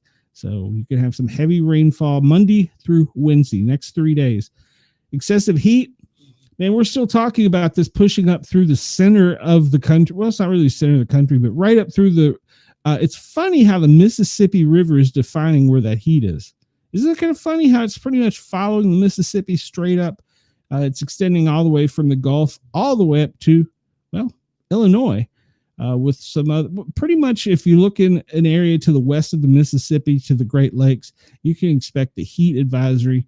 Make sure you're hydrated, have your weather radio if you're in the areas where there's extreme weather, but it's going to be a hot one. We're expecting that trend to continue. Tampa had a high yesterday of 100. They're expected today to get to the same. Even over into the Colorado mountains, it could get to triple digits.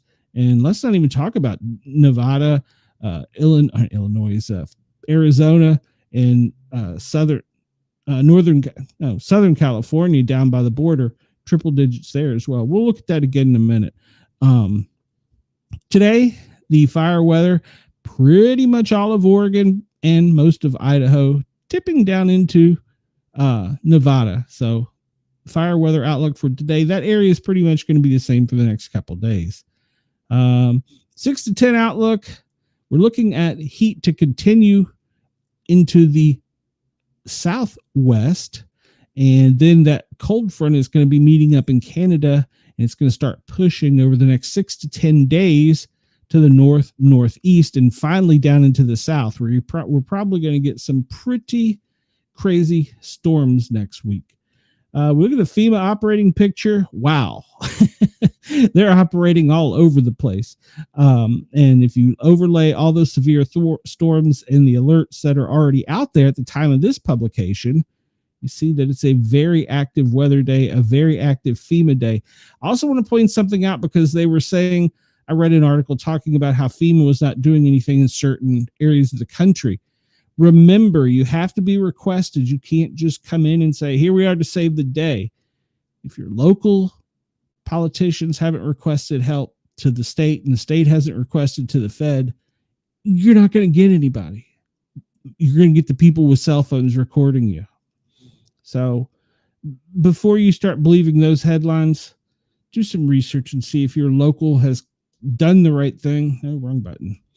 All right, let's see here. We'll talk about the president's schedule for today. Actually, let's back up a little bit, because we last talked to you guys on Friday.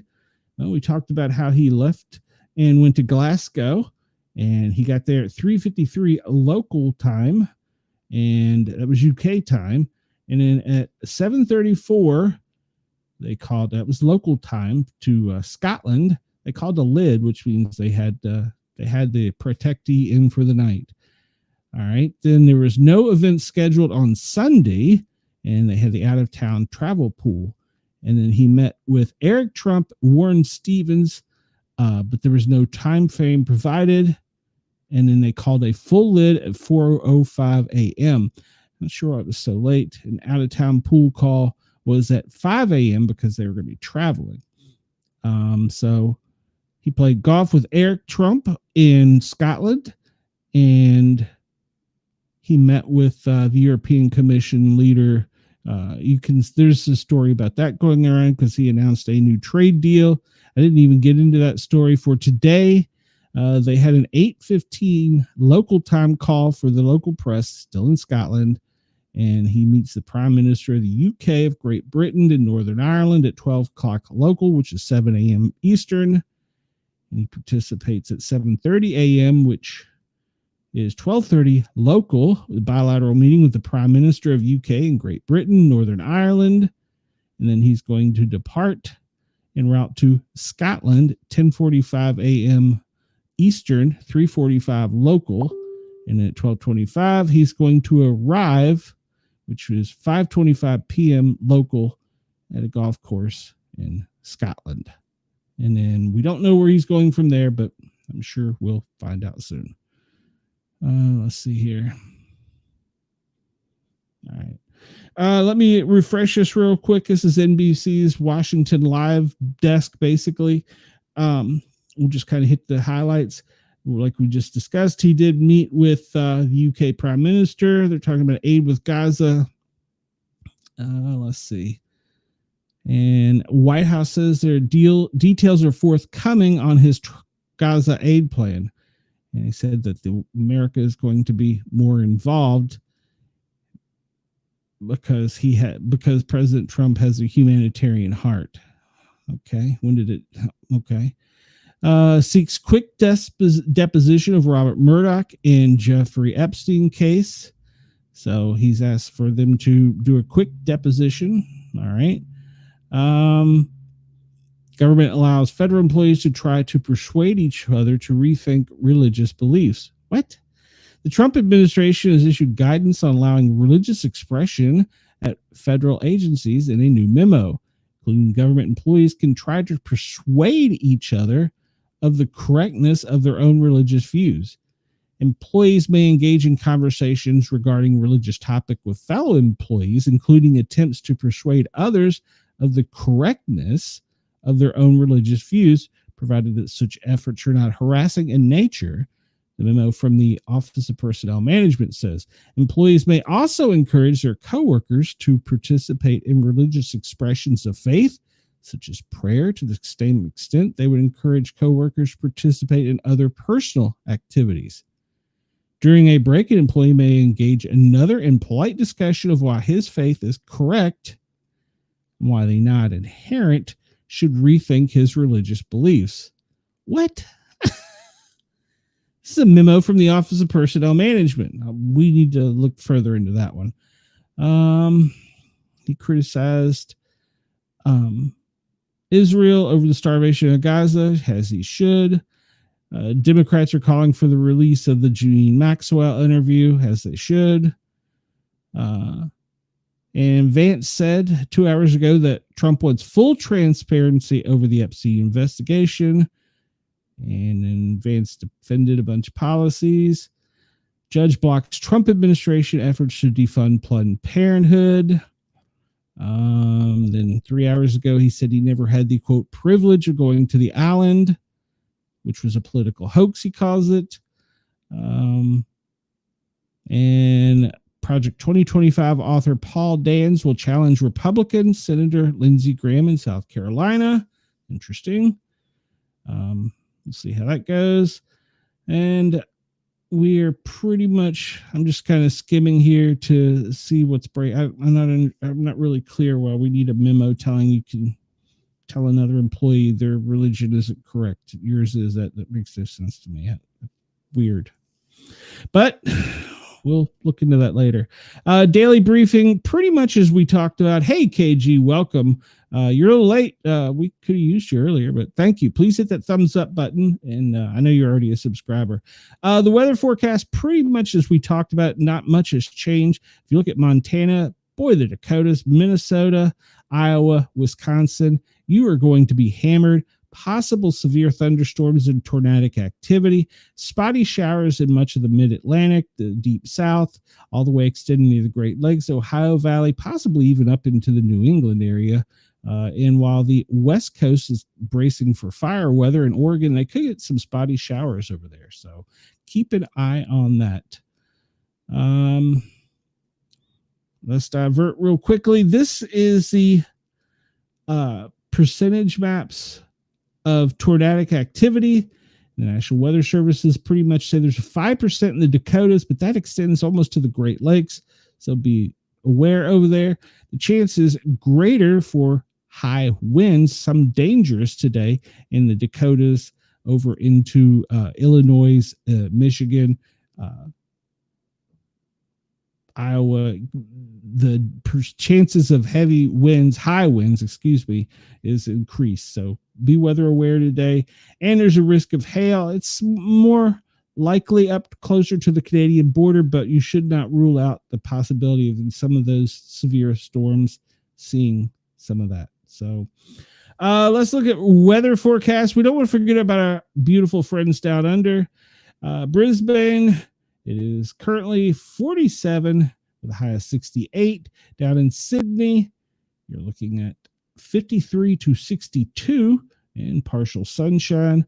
Over in Perth, you're looking at sunny days, 46 to 61 degrees.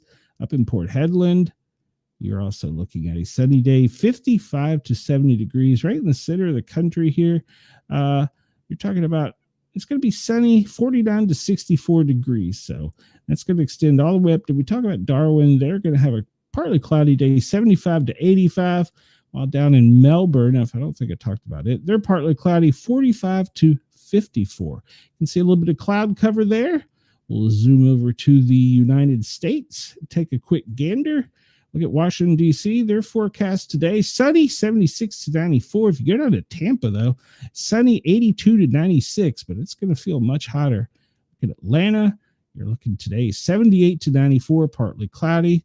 Up in the New England region, you're looking at close to Burlington, 62 to 79. While over in Seattle, let's see what they got. Sunny, 55 to 76 is a high down in San Francisco.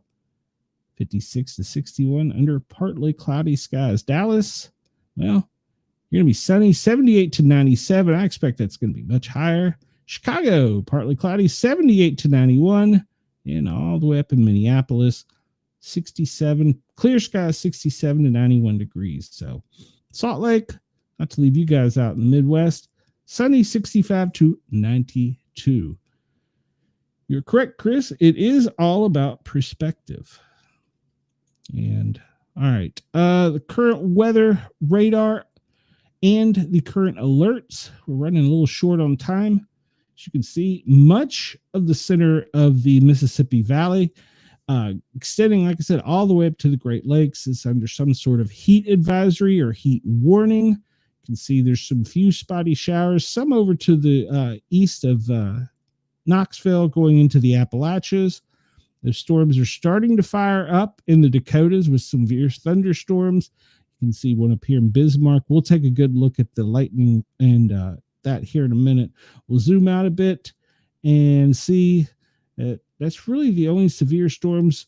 We're going to talk about there's some stuff down here. We'll look at when we get to the air quality in the Atlantic region, Caribbean and Gulf region, actually. There's two cyclones that are out there right now. Whoop. And we look at the radar for Australia, and currently really looks like in South Australia, there's one slight strong storm off the coast just in north of Adelaide. Otherwise, it looks unremarkable for the continent as far as radar. And once again, just another quick look of the radar worldwide, and we see, like we're talking about, the small storm down there, the heavy one up in the Dakotas, and we see out here in the Pacific the remnants of what's trying to be a tropical disturbance and hurricane later today, possibly. Look at the weather warnings. Let me refresh this because it might be a little bit old. Puerto Rico, flood advisory, special weather statement in Puerto Rico, heat advisory in Kentucky, Maryland, they did their test message, special weather statement in North Carolina and Tennessee, that's the heat and the potential for pop-up storms, severe thunderstorms warning in Columbia, Aiken, and down in the South Carolina-Georgia border for the next 9 minutes, heat advisory up in Connecticut, New York, New Jersey, Kansas. You have a flood warning at Kansas State. Sorry, not city necessarily. Heat advisory for, pretty much the mid-Atlantic, Connecticut, New Jersey, New York, and Tennessee. Greene County, just on the south side of the Appalachia towards northeast Tennessee, a flood advisory. And we see here, getting back a couple hours ago, we're looking at all the special weather statements in the South, all pretty much talking about heat. In North Dakota, severe thunderstorm watch for the next 2 hours. Kansas, heat advisory for the next 17 hours. South Carolina, you have a special weather statement. It's about to expire. I'm sure it'll be, if it's about to do with the heat, it'll be extended. And in heat advisory, Delaware, New Jersey, Pennsylvania. You can go to weatherwarn.affirmatech.com. Just search out WeatherWarn and get this. It's a great site. Let's look at where the lightning activity is. Let me refresh this to make sure we're at the freshest version. All right, so we see up in just south of Bismarck, a little activity. Doesn't look as bad with lightning activity as the radar portrayed. Just south of Winnipeg, but goodness, you get over here just to the west of Detroit. That's a pretty good sized storm that's extending almost across central Michigan. So if you're up in Michigan, be weather aware. There's a lot of lightning. We look here and we see the scattered showers have popped up in the southern Appalachian Valley, and we see everywhere from pretty much the Georgia state line all the way up through the section of Tennessee in the southeast, extending into southwest Virginia. That's got a lot of activity to it. If you look over, we talked about the one at the Georgia-South Carolina border. There's a lot of lightning activity yet in it. And if you look offshore there's a lot of activity right there. There's a reason you don't see so much activity here. We'll discuss that in a few if we got time. Miami, down towards Keys, Homestead, you've got a pretty good sized storm down there in Alligator Alley, so be weather aware. Zoom out and see if there's any electrical activity. The only electrical activity I see is it's pretty much in South Queensland. It's a small little cell right there at the Queensland, South Australia border. So it's the only real thing I see out there. Let's look at power outages real quick for the United States. And we see currently Minnesota has 15,932 people without power. That's probably because of that storm. Look over to Virginia and we see 10,483. That looks down there by Appomattox, coming up off of Chesapeake Bay, that area, and then down in Craig County, which is a little bit to the northeast of Roanoke. So that's where that activity is. You can go to poweroutage.us and see where it is in your area. We'll talk about heat real quick. If you're in Florida, you're in a code purple. It means it's extreme. It's magenta, they call it. Rare or long duration extreme heat. There's no overnight relief. And anybody that doesn't have proper cooling and hydration is going to be sensitive. We look over into the Carolinas and we see also some magenta. That's going to continue overnight. But if you look at the whole eastern side of the country, on the east side of Mississippi, you have some kind of either code red or code orange. And to the west of the Mississippi, extending all the way to the Midwest, you've also got some code red and code orange. The entire country has a code yellow, which is minor. Down in Southern California, Nevada, Southern Nevada, most of Arizona, you are in a code orange. There's pockets of code red that's closer in smaller cities.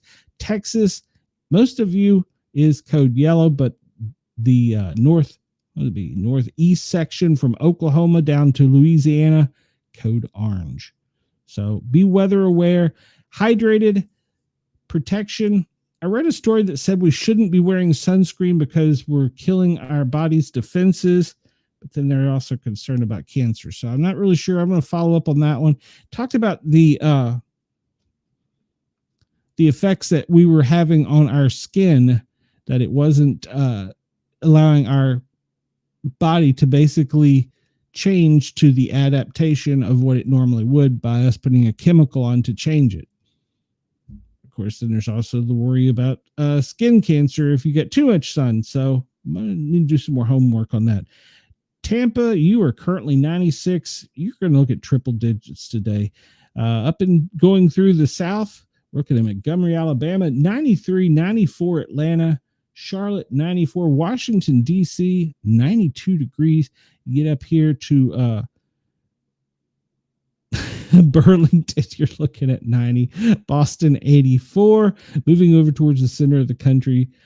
Bismarck, 79, that's where that cooling area is. It's trying to get down to Sioux Falls, which is 90, 94 in Omaha, Kansas, 95, Tulsa, 95, Dallas, 95, 93 on the coast there at Houston, Phoenix, 105 degrees. 100 degrees, but it's getting up to almost 105. Let's see. Medford, Oregon, 81, Portland, 74, Seattle, you're cool at 69. Sioux Mountain, visit our friends down under and see what their winter weather is. That's their fall, I guess. Brisbane, 51 degrees. Sydney, 52. Melbourne, 48. Adelaide, 49. Perth, 45. And over in, I always butcher this one, Kendron, 54 degrees. And looking up into Darwin, 75 degrees currently. And we see that heat band extending pretty much to the north of the equator, across the top of Africa, most of the Middle East, extending all the way back to the west, and most of Central America, and most of Central United States of America, as well as South America. So that heat wave is really stretching out there. So everybody be weather aware, hydrate, hydrate, hydrate. Take a quick look at our winds. This is if you're only listening to me, which I can't blame you. Who wants to see me? I got a face for radio. You can come over and look at our AI generated winds for the world. This is our calming section. We see off of the coast of Oregon, Washington, up into the Gulf of Alaska. There's some spinning circulation. Not much going on right here in the Gulf of America, but is extending up to the west of the Mississippi. Pay attention to that. And here in a few minutes, I'll show you coming off of the Sierra across the Caribbean into the Gulf of America, way down into the South Atlantic there. There's a lot of dust activity, but there's very little wind to the northeast of it. So that's dampening some of the tropical activity. And it looks like we looked at our friends down under. It's going to be a mostly wind-free day, except for the Gold Coast and the West Coast. Otherwise, it's a cool and non-windy day.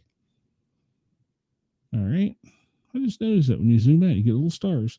All right. Airflow. We're running out of time here, so we'll hit this real quick. Parts of the country under a code yellow are usually where the heat is, but this time it's up into the northeast in the Boston area where it's a code yellow. Down along the Gulf Coast of America and all of Florida, a code yellow. So not too bad as far as that goes. And let's see here. Let's look at the NASA fire map. We haven't talked about fires today. Canada, wow, they're still experiencing all those wildfires extending up into Africa. Most of the larger fires currently are in Washington, Oregon, Idaho. We see some in the southwest Colorado and Las Vegas and down into Phoenix. All these little red dots indicate something that's indicated a heat signature or light or report of a fire, but they haven't been confirmed yet. So the only active fires we see are west of the Mississippi. Let's take a quick look at the smoke map and see how that's affecting us. We see the fires from Canada. The smoke is extending from Alaska all the way down through the Midwest, over into the Mid-Atlantic, the Ohio Valley, back up into Boston and out. So that smoke is flowing pretty routinely. And if we look down here, the fires that are burning in the west is hitting up into the Gulf Stream air, and it's traveling to the east. So we have areas of high smoke today in Utah, Wyoming, Denver, pretty much all the mid-Atlantic, all the way back over to the Midwest, smoky day. And I don't have smoke conditions for other parts of the world, but I do have the AI rendering of winds, air particulates, and pollution.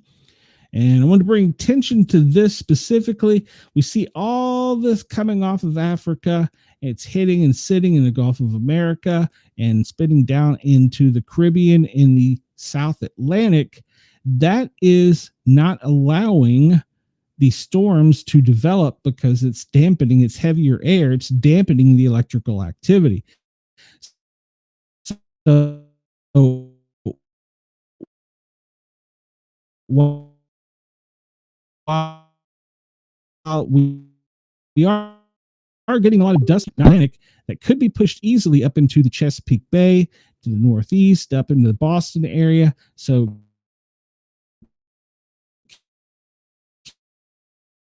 keep your eyes back out. Too far. Come on. Air quality down into Australia. We take this off, and it's not too bad for Australia today, with the exception of the better.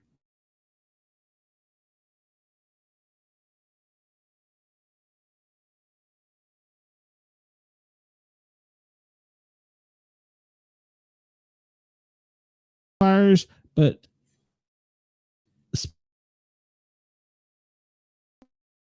smoke and dust. I'm just drawing on a convection from the smoke and dust coming in and down pretty much to the center of your country. Remember, I'm not a meteorologist, guys. I'm just watching this stuff. Latest earthquake, let me refresh this real quick. Was 20 minutes ago, 6.5 in India. Look, before that, 5 hours ago, 5.1 in Congo. And before that, that's the most extensive one until we get 2 days ago, where we were before. So look out here at earthquake activity. Make sure I'm not running out of time. Okay. So yeah, if we look here at the map, the latest activity was the 6.5. We zoom in, it's down just above the Asian tip there in Indonesia. It was a 6.5 that occurred about, 20 minutes ago. Not going to have time to go over the event list for biologicals. We'll cover all that tomorrow. We won't get it really into the disaster alerts. There are some tropical depressions out there in the Pacific that'll be moving towards the Hawaiian Islands, but it should steer clear of it. And in Asia, you still have several active tropical cyclonic storms. So we'll look at that more tomorrow. We don't have time to really go into the fire reports. Remember, these are volunteers that give this information, and if there is not a cryptid radio, they can report this stuff. So we see a lot of fires up in Maine and Massachusetts, Rhode Island and New York City over the past 24 hours that have been reported. You can go to New England FireNet and look at all that. And Live USA map, we don't have time for that today. And we also really don't have time to look at air traffic or what the high flyers or possible government planes are doing. If we zoom out and take a look at that on Globe airplanes, see military is stretched all around the globe. Interesting, isn't it? And let's see. Any warnings? I didn't have a lot of time, but it looks like pretty much the same warnings. I didn't see anything too crazy. We still have the space operations up in Alaska, but I found out that's because we're building a Space Force base towards the Arctic region. So I didn't have time to look at that. There's a lot of balloons up around the world. You can go to Sound Hub and see if they're amateur radio, if they're weather, or, well, if there's something else. Looking at marine traffic, there's a lot of marine traffic. The tankers, which are red, are moving. If you notice, they're not moving as much through the area here in the Middle East. That's because the insurance companies are charging higher rates for the tankers to go through the strait. And so a lot of tankers, which are companies, are not moving. They're parked. So we're going to see that as the heat increases with a price in fuel. The green, well, that's all your stuff from Temu and Amazon moving around the country. So we see that.